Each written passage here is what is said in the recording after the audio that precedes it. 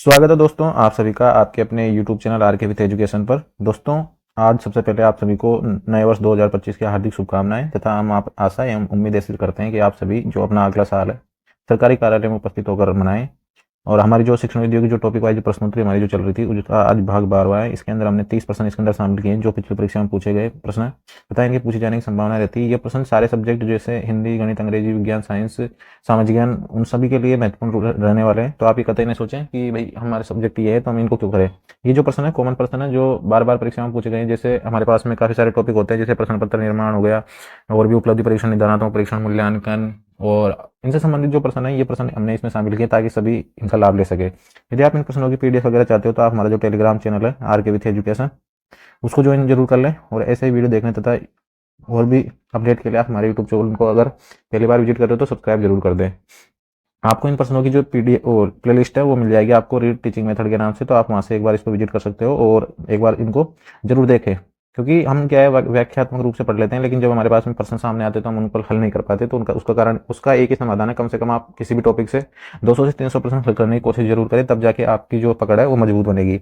आप जानते हैं 50% की हमारे पास में शिक्षण विधियां हैं और 30 नंबर की हमारे पास साइकोलॉजी है। तो आज देख लेते हैं आज का पहला प्रश्न। तो ब्लूम का वर्गीकरण मुख्य रूप से किससे संबंधित है। ऑप्शन 1 दे रखा है सीखने के स्तर, ऑप्शन 2 दे रखा है शिक्षा नीति, ऑप्शन 2 दे रखा है अध्यापन तकनीक, ऑप्शन 4 दे रखा है कक्षा प्रबंधन, ऑप्शन 5 दे रखा है अनुत्तरित प्रश्न। तो ब्लूम का जो वर्गीकरण है मुख्य रूप से सीखने के स्तर से संबंधित है। इन्होंने 3 स्तर बताए, ज्ञानात्मक, भावात्मक और क्रियात्मक। ज्ञानात्मक, भावात्मक और क्रियात्मक, और इनके भी अलग अलग इन्होंने तत्व बताए हैं। तो इसमें जो है ज्ञान, अवबोध, मूल्यांकन और विश्लेषण, संश्लेषण और मूल्यांकन है इसके अंदर। इसी प्रकार से भावात्मक में भी है और क्रियात्मक में भी है। तो मैंने इसको आपको एक वीडियो के अंदर पूरा विस्तार से भी समझा रखा है, तो आप वहां से इसको देख लें और आने वाले प्रश्न है उसमें हम निरंतर सीखते जाएंगे।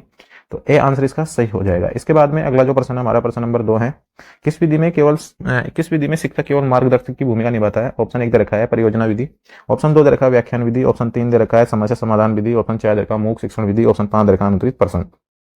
तो किस विधि में शिक्षक केवल मार्गदर्शक की भूमिका निभाता है, तो वो विधि है परियोजना विधि। परियोजना विधि के जो जनक है परियोजना विधि या इसको प्रोजेक्ट मेथड भी बोलते हैं, प्रोजेक्ट मेथड, प्रोजेक्ट विधि, इसके जो जनक है वो है जॉन डीवी। कई जगह क्लिपेट्रिक भी आपको मिल जाएगा, दोनों में से एक इसका सही आंसर रहेगा। और इसके अंदर बालकों को छोटे छोटे प्रोजेक्ट दिए जाते हैं और उसमें शिक्षक केवल मार्गदर्शक की भूमिका निभाता है। तो सही आंसर इसका हो जाएगा ऑप्शन नंबर ए। इसके बाद में अगला जो प्रश्न हमारा, व्यक्तिगत भिन्नताओं, इंडिविजुअल डिफरेंसेज को ध्यान में रखते हुए किस विधि का उपयोग किया जाता है। ऑप्शन 1 दे रखा है सह शिक्षण विधि, ऑप्शन 2 दे रखा है गतिविधि आधारित शिक्षण, ऑप्शन 3 दे रखा है व्याख्यान विधि, ऑप्शन 4 दे रखा है पाठ्य पुस्तक आधारित शिक्षण, ऑप्शन 5 दे रखा है अनुत्तरित प्रश्न। तो व्यक्तिगत भिन्नता इसको बोलते हैं, इंग्लिश में बोलते हैं इंडिविजुअल डिफरेंसेज। तो इसको ध्यान में रखते हुए किस विधि का उपयोग किया जाएगा, तो सह शिक्षण विधि का उपयोग नहीं कर सकते क्योंकि सह शिक्षण का मतलब तो हो गया कि सारे बच्चों को एक साथ बिठा के, तो उसमें तो व्यक्तिगत शिक्षण का पता चलेगा नहीं। तो गतिविधि आधारित जो शिक्षण होता है उसमें व्यक्तिगत भिन्नताओं के आधार पर उनको ध्यान में रखते हुए करवाया जाता है। जैसे हमें 5 बच्चे हैं, 5 बच्चों को अगर गिनती नहीं आती तो हम 5 बच्चों को एक साथ बिठा के उनके अंदर हम गतिविधि आधारित कोई भी खेल या प्रशिक्षण खेल के माध्यम से उनको सिखाया जा सकता है। तो सही आंसर हो जाएगा इसका ऑप्शन नंबर बी, इसका सही आंसर हो जाएगा। इसके बाद में अगला जो प्रश्न है, किस विधि में विद्यार्थी के अनुभव को प्राथमिकता दी जाती है। ऑप्शन 1 दे रखा है अनुभवात्मक विधि, ऑप्शन 2 दे रखा है व्याख्यान विधि, ऑप्शन 3 दे रखा है पाठ्य पुस्तक विधि, ऑप्शन 4 दे रखा है निगमन विधि, ऑप्शन 5 दे रखा है अनुत्तरित प्रश्न।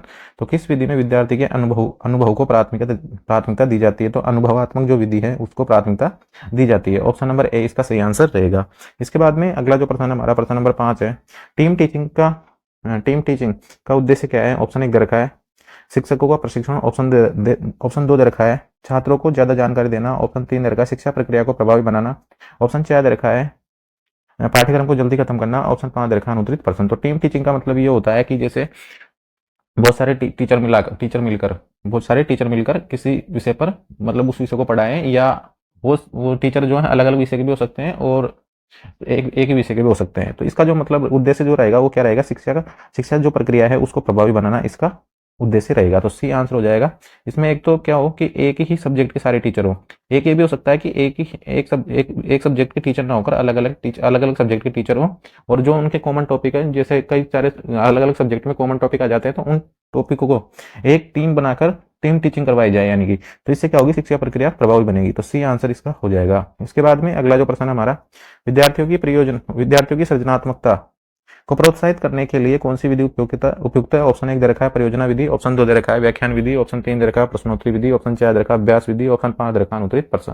तो विद्यार्थियों की सृजनात्मकता को प्रोत्साहित करने के लिए कौन सी विधि उपयुक्त है? तो परियोजना विधि उपयुक्त है, क्योंकि व्याख्यान विधि, प्रश्नोत्तरी विधि और अभ्यास विधि, ये तीनों जो विधियां हैं ये शिक्षक केंद्रित विधि है। कौन सी विधि है? शिक्षक केंद्रित विधि है ये, शिक्षक केंद्रित विधि। लेकिन परियोजना विधि है छात्र केंद्रित विधि है, और इसके अंदर जो अध्यापक होता है वो तो रहता है मार्गदर्शक, और वो क्या करता है, उनकी जो मतलब रुचि है उसके अनुसार कोई भी प्रोजेक्ट उनको दे देता है, जिससे क्या होता है बालक उसको बना के लाते हैं या क्लास में उनके द्वारा इस जो प्रोजेक्ट है उसको पूरा करवाया जाता है। ए आंसर इसका सही रहेगा। इसके बाद में अगला जो प्रश्न हमारा, बाल केंद्रित शिक्षा का प्रमुख उद्देश्य क्या है? ऑप्शन 1 दे रखा है बालक को स्वतंत्रता देना, ऑप्शन 2 दे रखा है बालक का समग्र विकास करना, ऑप्शन 3 दे रखा है परीक्षा में अच्छे अंक दिलाना, ऑप्शन 4 दे रखा है बालक को अनुशासन सिखाना, ऑप्शन 5 दे रखा है अनुचित प्रश्न। तो बाल केंद्रित शिक्षा का जो प्रमुख उद्देश्य है वो बालकों को स्वतंत्रता देना नहीं है, परीक्षा में अच्छे अंक दिलाना नहीं है, और बालक को अनुशासन में सिखाना नहीं है, बालक का समग्र विकास करना है। क्या है? बालक का समग्र विकास करना है। अब स्वतंत्रता वगैरह सब इसी के अंदर आ गई बालक का समग्र विकास में। बालक के समग्र विकास का मतलब हो रहा है कि उसका मानसिक विकास भी हो, उसका सामाजिक विकास भी हो, और उसका भावनात्मक विकास भी हो। क्रियात्मक विकास या भावनात्मक विकास भी उसका होना चाहिए, क्रियात्मक विकास भी उसका होना चाहिए, यानी खेल कूद पढ़ाई लिखाई वो सब में आगे होना चाहिए। बाल केंद्रित शिक्षा का मतलब ये है, और जो बाल केंद्रित शिक्षण विधियां हैं वो भी इसी को आधार बना रखी है। जैसे बाल केंद्रित विधियों में खेल विधि हो गई, इसके अलावा जो प्रयोगशाला विधि है, प्रदर्शन विधि है, और ह्यूरिस्टिक मेथड है, अन्वेषण विधि है, अनुभव विधि है, परियोजना विधि है, समस्या समाधान विधि है, ये जो सारी विधियां हैं ये हैं बाल केंद्रित शिक्षण विधियां। तो सही आंसर इसका हो जाएगा ऑप्शन नंबर बी, इसका सही आंसर रहेगा। इसके बाद में अगला जो प्रश्न हमारा, स्वाध्याय विधि सेल्फ स्टडी मेथड का मुख्य लाभ क्या है? ऑप्शन 1 दे रखा है छात्रों में आत्मनिर्भरता विकसित करना, ऑप्शन 2 दे रखा है परीक्षा की तैयारी करना, ऑप्शन 3 दे रखा है शिक्षकों की भूमिका कम करना, ऑप्शन 4 दे रखा है समय बचाना, ऑप्शन 5 दे रखा है अनुचित प्रश्न। तो शिक्षकों की भूमिका कम करना, समय बचाना और परीक्षा की तैयारी करना, ये सेल्फ स्टडी मेथड के लाभ नहीं है, जब बल्कि इसका जो लाभ है वो है छात्रों में आत्मनिर्भरता विकसित करना। आत्मनिर्भरता कैसे होगी? जब बालक स्वयं अध्ययन करेगा तो जो हमारे उनके सामने जो भी समस्या आएगी, जैसे बालक स्वयं जाके घर पे पढ़ रहा है तो उसके सामने जो भी प्रॉब्लम आ रही है उनको वो समाधान करने की कोशिश करेगा। अगर वो समाधान कर लेता है तो उसमें आत्मनिर्भर होने का जो भाव है वो विकसित हो जाएगा। तो सही आंसर इसका हो जाएगा ऑप्शन नंबर ए। इसके बाद में अगला जो प्रश्न हमारा प्रश्न नंबर 9 है, शिक्षण की प्रक्रिया में सबसे महत्वपूर्ण तत्व कौन है? ऑप्शन 1 दे रखा है शिक्षक, ऑप्शन 2 दे रखा है पाठ्यक्रम, ऑप्शन 3 दे रखा है छात्र, ऑप्शन 4 दे रखा है मूल्यांकन, ऑप्शन 5 दे रखा है अनुत्तरित प्रश्न। होने को ये सारे महत्वपूर्ण है, शिक्षक भी महत्वपूर्ण है, शिक्षण प्रक्रिया में पाठ्यक्रम भी है और मूल्यांकन भी और छात्र भी, लेकिन सबसे महत्वपूर्ण जो तत्व है वो है छात्र। क्या है? छात्र। तो सही आंसर रहेगा। ऐसे प्रश्न जब भी पूछे जाए आपको आंख बंद करके मतलब छात्र को या बालक को जो भी उसमें दे रखा है उसको ही इंपॉर्टेंट मानना है, शिक्षक इंपॉर्टेंट नहीं है, पाठ्यक्रम इंपॉर्टेंट नहीं है, और मूल्यांकन तो कतई इंपॉर्टेंट नहीं है।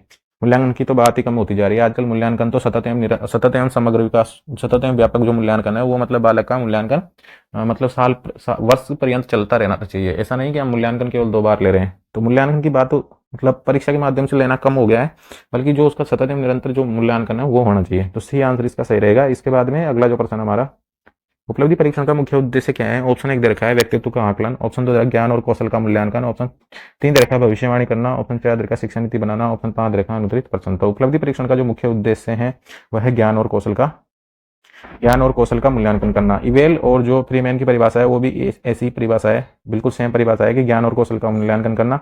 और गेट्स की जो परिभाषा है कि वास्तविक स्थिति का पता लगाना, गेट्स की परिभाषा क्या है? वास्तविक स्थिति का पता लगाना ही क्या है? मूल्यांकन है। वो उपलब्धि परीक्षण है। वास्तविक स्थिति का पता लगाना क्या है? पता लगाना ही क्या है? उपलब्धि परीक्षण है।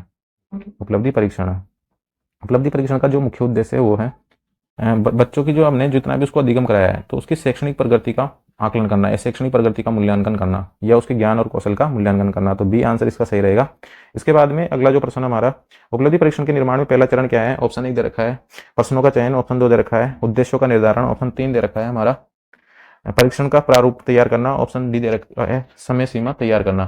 तो परीक्षण जो उपलब्धि परीक्षण है इसका जो पहला जो चरण है वो रहेगा, सबसे पहला जो चरण रहेगा वो रहेगा परीक्षण का प्रारूप तैयार करना। उद्देश्यों का निर्धारण तो सबसे पहले पता ही हमको, उपलब्धि परीक्षण का मतलब उद्देश्य तो फिक्स होता है उसका। तो सबसे पहले जो चरण रहेगा वो रहेगा परीक्षण का प्रारूप तैयार करना, यानी कि परीक्षा योजना बनाना। पहला तो इसके अंदर है परीक्षण योजना बनाना, दूसरा है परीक्षण योजना की तैयारी करना, और तीसरा इसके अंदर होता है परीक्षण प्रशासनिक कार्य या अंतिम रूप से देने से पहले एक और टेस्ट वगैरह जो होता है, एक print try out, pre try out और एक्चुअल ट्राई आउट। और इसके बाद में जो होता है वो होता है फलांकन या समांकन होता है। तो इसका जो सही आंसर रहेगा वो रहेगा सी आंसर इसका सही रहेगा। इसके बाद में अगला जो प्रश्न है हमारा प्रश्न नंबर 12 है, उपलब्धि परीक्षण में ब्लूप्रिंट का क्या महत्व है। ऑप्शन 1 दे रखा है प्रश्नों की संख्या निर्धारित करना, ऑप्शन 2 दे रखा है परीक्षण की वैधता मापना, ऑप्शन 3 दे रखा है प्रश्न पत्र की रूपरेखा तैयार करना, ऑप्शन 4 दे रखा है समय प्रबंधन करना, ऑप्शन 5 दे रखा है अनुत्तरित प्रश्न। तो उपलब्धि परीक्षण में ब्लूप्रिंट का महत्व क्या है, तो इसका जो सही आंसर रहेगा वो रहेगा प्रश्न पत्र की रूपरेखा तैयार करना। क्या रहेगा सही आंसर, प्रश्न पत्र की रूपरेखा तैयार करना क्या होता है, ब्लूप्रिंट का महत्व होता है। तो सही आंसर इसका रहेगा सी आंसर इसका रहेगा। ब्लूप्रिंट एक मतलब ऐसे मान सकते हैं कि मानक परीक्षण होता है, मानक प्रश्न पत्र निर्माण के लिए एक मानक वो होता है, मानक जैसे सांचा नहीं होता वैसे एक सांचा मान लो इसको आप। इसमें दिया होता है कि भाई हमको कितने प्रश्न कौन से प्रश्न कितने लेने हैं, वस्तुनिष्ठ कितने लेने हैं, अतिलघुरात्मक कितने लेने हैं, ये सब जो इनकी इकाई होती है हमारी जो पाठ्य पुस्तक यानी पाठ्यक्रम जो चलता है उसके अंदर इकाइयाँ होती है। तो इकाई के अंदर जो ब्लूप्रिंट पहले से तैयार होता है वो हमें विद्यालय से मिलता है या हमें खुद तैयार करना पड़ता है, और उसके अंदर सब कुछ लिखा होता है भाई हमें इस पाठ से इतने प्रश्न देने हैं, इससे इतने देने हैं, इससे कौन सा अतिलघुरात्मक देना है या लघुरात्मक देना है। तो ये प्रश्न पत्र की रूपरेखा तैयार करने के लिए उपयोग में लाया जाता है। इसके बाद में अगला जो प्रश्न हमारा, उपलब्धि परीक्षण के अंदर उपलब्धि परीक्षण में किस प्रकार के प्रश्न शामिल नहीं होते हैं। ऑप्शन 1 दे रखा है वस्तुनिष्ठ प्रश्न, ऑप्शन 2 दे रखा है वर्णनात्मक प्रश्न, ऑप्शन 3 दे रखा है मौखिक प्रश्न, ऑप्शन 4 दे रखा है मनोवैज्ञानिक प्रश्न, ऑप्शन 5 दे रखा है अनुत्तरित प्रश्न।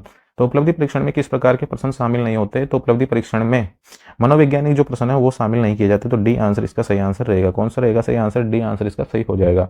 इसके बाद में अगला जो प्रश्न हमारा प्रश्न नंबर 14 है, उपलब्धि परीक्षण में वैधता का मतलब क्या है। तो वैधता का जो मतलब है, ऑप्शन 1 दे रखा है इसका परीक्षण की सटीकता, ऑप्शन 2 दे रखा है इसका परीक्षण की विश्वसनीयता, ऑप्शन 3 दे रखा है परीक्षण की स्थिरता, ऑप्शन 4 दे रखा है परीक्षण की प्रामाणिकता, ऑप्शन 5 दे रखा है अनुत्तरित प्रश्न।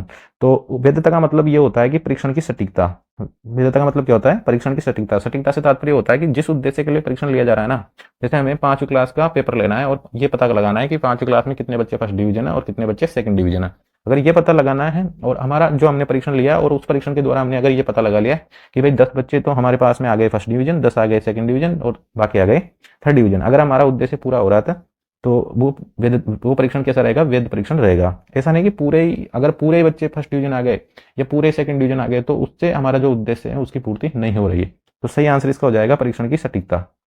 ऑप्शन नंबर ए इसका सही आंसर रहेगा। विश्वसनीयता क्या होता है, यदि किसी परीक्षण को, विश्वसनीयता मतलब होता है कि परीक्षण को कितनी शुद्धता से लिया गया है। यदि इसका मतलब कहने का मतलब है कि एक ही परीक्षण को अगर एक से अधिक अध्यापक एक ही परीक्षण को एक ही अध्यापक द्वारा विभिन्न परिस्थितियों में जांचने पर अगर इसके अंकों में परिवर्तन ना आए तो ये कौन सा मतलब गुण रहेगा, ये विश्वसनीयता का गुण रहेगा। यानी एक टीचर है उसी के द्वारा उस पेपर को अलग अलग परिस्थितियों में क्या किया जा रहा है, जांचा जा रहा है लेने के बाद में, और उसके अगर अंकों में परिवर्तन नहीं आ रहा तो वो कौन सा परिवर्तन रहेगा, वो विश्वसनीयता रहेगी उसके अंदर। तो ए आंसर इसका सही आंसर हो जाएगा। इसके बाद में अगला प्रश्न हमारा, उपलब्धि परीक्षण में विश्वसनीयता का क्या महत्व है। ऑप्शन 1 दे रखा है परिणामों की सटीकता, ऑप्शन 2 दे रखा है परीक्षण के दोहराव पर समान परिणाम, ऑप्शन 3 दे रखा है परीक्षण की वैधता, ऑप्शन 4 दे रखा है परीक्षण की प्रामाणिकता, ऑप्शन 5 दे रखा है अनुत्तरित प्रश्न। तो मैंने बताया विश्वसनीयता का मतलब ये कि अगर एक ही परीक्षण को हम बार बार में ले रहे हैं और उसके अंकों में कोई परिवर्तन नहीं आ रहा है तब तो वो परीक्षण कौन सा रहेगा, विश्वसनीय रहेगा। यानी परीक्षण के दोहराव पर समान परिणाम आना चाहिए।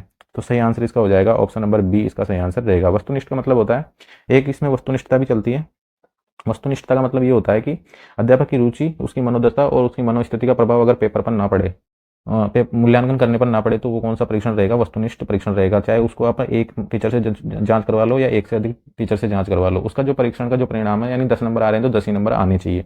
तो सही आंसर इसका रहेगा ऑप्शन नंबर बी। इसके बाद में अगला जो प्रश्न हमारा, उपलब्धि परीक्षण में फीडबैक का मुख्य उद्देश्य क्या है। ऑप्शन 1 दे रखा है छात्रों को सजा देना, ऑप्शन 2 दे रखा है पाठ्यक्रम को बदलना, ऑप्शन 3 दे रखा है छात्र की प्रगति मापना, ऑप्शन 4 दे रखा है शिक्षकों का मूल्यांकन, ऑप्शन 5 दे रखा है अनुत्तरित प्रश्न। तो उपलब्धि परीक्षण में फीडबैक का जो मुख्य उद्देश्य है वो है छात्रों की प्रगति को मापना। सही आंसर इसका रहेगा सी आंसर इसका सही रहेगा। इसके बाद में अगला जो प्रश्न हमारा, उपलब्धि परीक्षण में आंतरिक वैधता का मतलब क्या है। ऑप्शन 1 दे रखा है परिणामों की सटीकता, ऑप्शन 2 दे रखा है परीक्षण की विश्वसनीयता, ऑप्शन 3 दे रखा है आंतरिक स्थिरता, ऑप्शन 4 दे रखा है मूल्यांकन की प्रामाणिकता, ऑप्शन 5 दे रखा है अनुत्तरित प्रश्न। तो उपलब्धि परीक्षण में आंतरिक वैधता का मतलब है परिणामों की सटीकता। सही आंसर इसका रहेगा ऑप्शन नंबर ए इसका सही आंसर रहेगा। इसके बाद में अगला जो प्रश्न हमारा प्रश्न नंबर 18 है, उपलब्धि परीक्षण में पुनः परीक्षण विधि का उपयोग किसके लिए किया जाता है। ऑप्शन 1 दे रखा है परीक्षण की विश्वसनीयता मापने के लिए, छात्रों की स्मृति परीक्षण के लिए, ऑप्शन 3 दे रखा है सामग्री की कठिनाई स्तर मापने के लिए, शिक्षण विधियों की प्रभावशीलता जांचने के लिए, ऑप्शन 5 दे रखा है अनुत्तरित प्रश्न। तो उपलब्धि परीक्षण में पुनः परीक्षण विधि का जो उपयोग किया जाता है वो किया जाता है परिणाम परीक्षण की विश्वसनीयता नापने के लिए। सेम ऑप्शन नंबर ए इसका सही आंसर रहेगा। बताया मैंने अभी कि जो विश्वसनीयता होता है इसका मतलब यही कि किसी परीक्षण को कितनी शुद्धता से लिया गया है, यानी कि अगर उसको बार बार भी लिया जाए तो उसके परिणाम में कोई अंतर नहीं आना चाहिए। तो ए आंसर इसका सही रहेगा। इसके बाद में अगला प्रश्न है 19वां, उपलब्धि परीक्षण में सत्य सत्य असत्य प्रश्नों का उद्देश्य क्या है।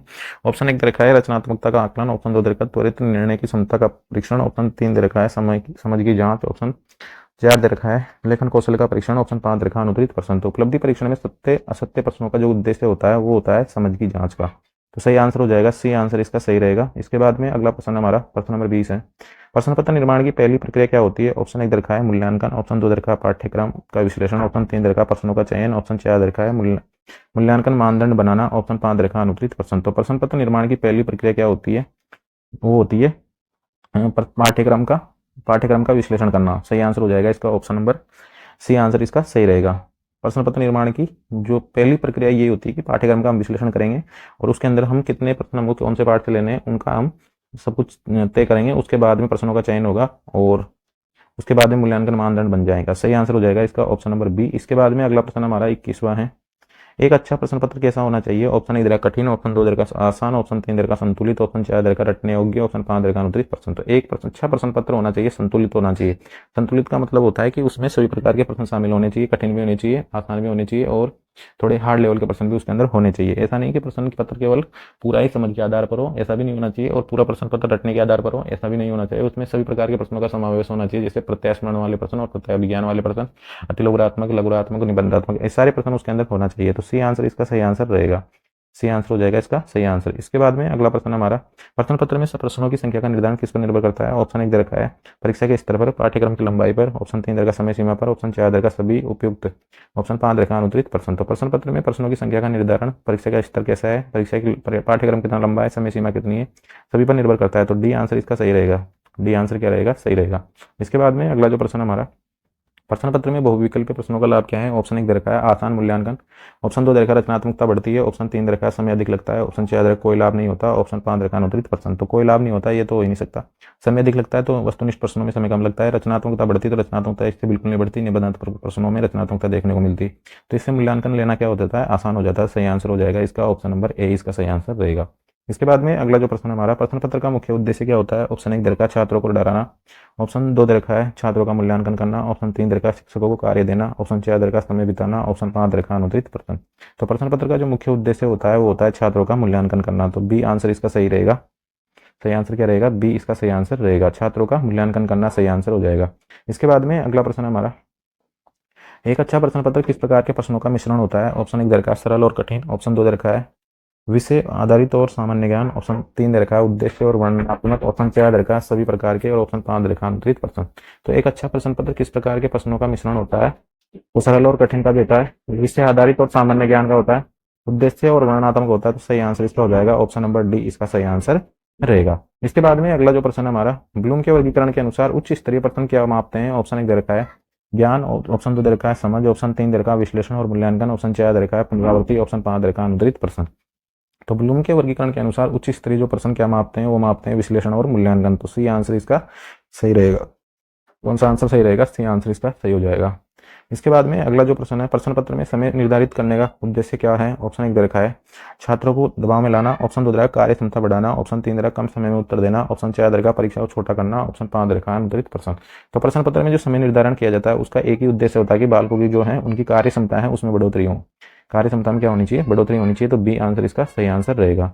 इसके बाद में अगला जो प्रश्न हमारा प्रश्नों के विकल्पों की संख्या आमतौर पर कितनी होनी चाहिए।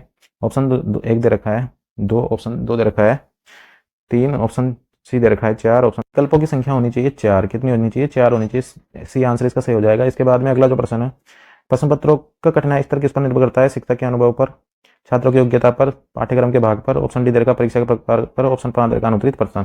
तो प्रश्नों का कठिनाई स्तर पर निर्भर करता है छात्रों की योग्यता, बी आंसर इसका सही आंसर हो जाएगा। इसके बाद में अगला जो प्रश्न हमारा प्रश्नों को किस प्रकार के वर्गीकृत किया गया है। तो ऑप्शन 1 दे रखा सरल, मध्यम और कठिन, ऑप्शन 2 दे रखा सैद्धांतिक व्यवहारिक, ऑप्शन 3 दे रखा वर्णनात्मक और संक्षिप्त, ऑप्शन 4 दे रखा सभी उपयुक्त। तो सही आंसर रहेगा इसका ऑप्शन नंबर डी। तो दोस्तों ये थे आज के हमारे 30 प्रश्न।